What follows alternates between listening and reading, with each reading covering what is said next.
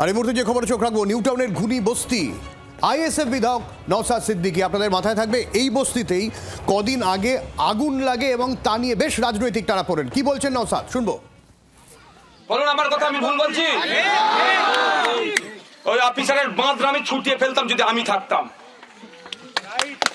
চোর যে চুরি করেছে,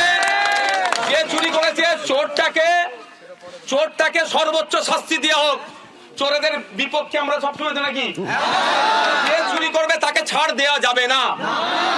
একে আমার সর্বনাশ হয়েছে, আমার বাড়িতে আগুন লেগেছে, যে গাড়ি এসছে আমার আগুন লিবাতে, আর তুমি সেখান থেকে মাল চুরি করবে, ওকে ছাড়া যাবে না।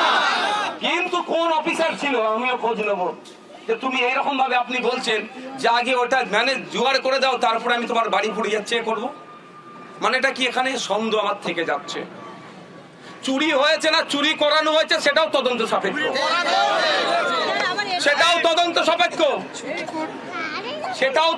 সাপেক্ষ, ওটা হয় আমি জানি। চুরি হয়েছে না চুরি করানো হয়েছে, যে ওইটা বলে এটা আটকে দেবো। প্রথমে 1 ঘন্টা লেটে আসলো কেন? হ্যাঁ, টাকা হচ্ছে ঢিল ছুড়ার দূরত্বে এখান থেকে ইট ছুড়লে চলে আসবে। হ্যাঁ,